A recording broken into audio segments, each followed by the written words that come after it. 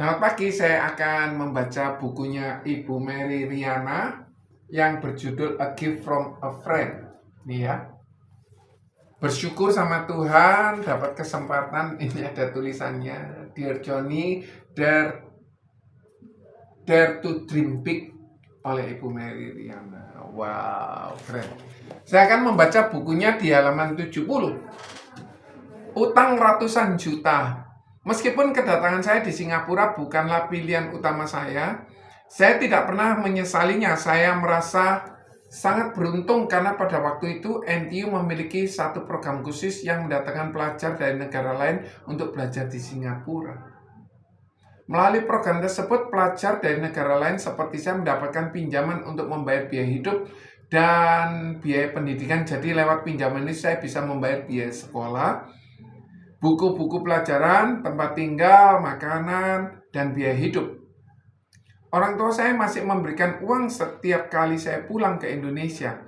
Uang yang secukupnya ini sebenarnya adalah tabungan orang tua yang mereka sisihkan setiap bulannya dari keuntungan yang papa dapatkan dari bisnisnya. Walaupun saya tahu tidaklah mudah bagi orang tua saya untuk membayar biaya hidup saya di Singapura.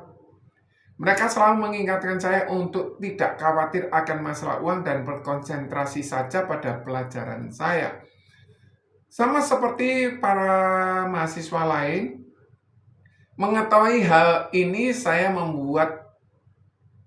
melalui hal ini hanya membuat saya semakin bertekad untuk menyelesaikan pendidikan formal saya secepat-cepatnya, mulai bekerja, berhenti bergantung pada orang tua saya.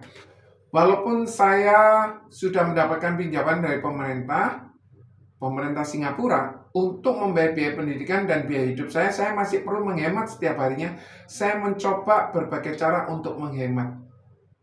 Sementara mahasiswa lain belanjakan S3 untuk makan siang, saya mungkin membelanjakan hanya $1.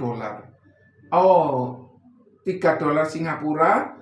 Temennya belanja, tetapi dia belanja $1 Singapura. Bahkan hari saya tidak makan seperti seharusnya. Saya hanya membeli roti tawar, memasak mie instan.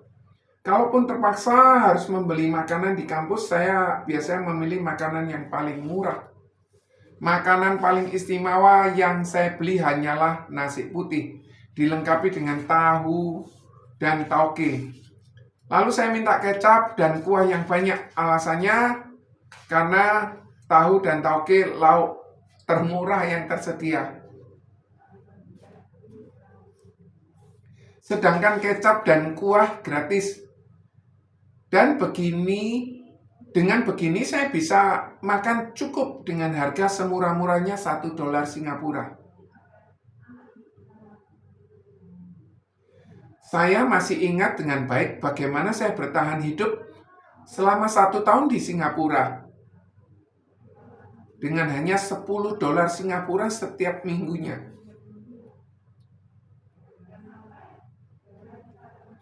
Benar-benar sulit, tetapi saya tidak punya pilihan lain.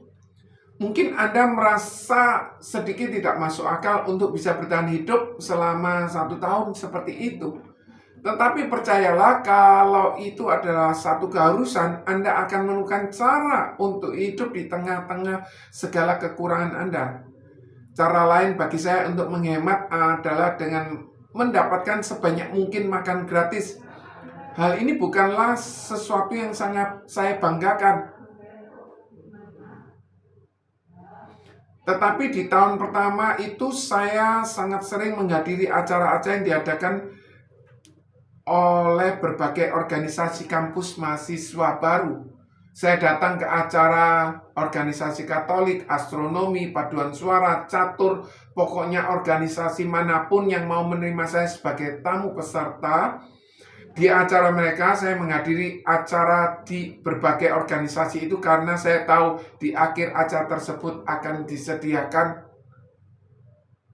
makanan dan minuman bagi para pesertanya.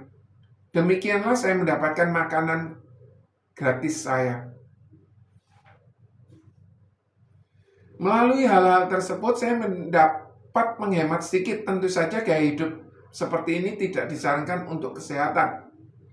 Tetapi pada waktu itu saya merasa lebih perlu untuk menghemat uang, walaupun sedikit untuk biaya sekolah saya.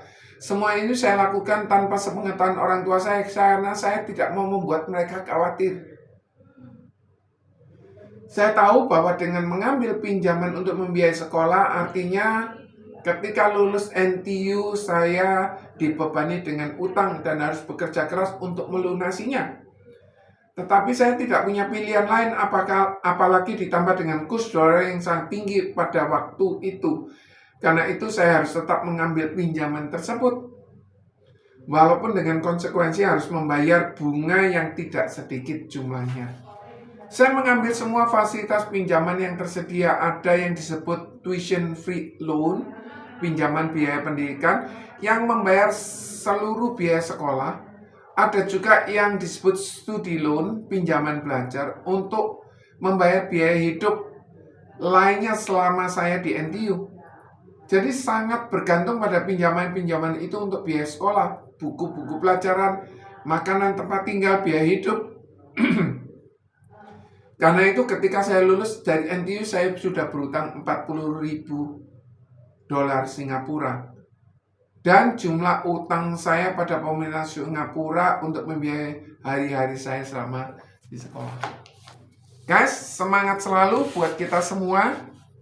Melalui buku ini, kita bisa belajar bahwa perjuangan jangan diakhiri meskipun kondisi yang sulit. Terima kasih, semoga bermanfaat. God bless you. Bye.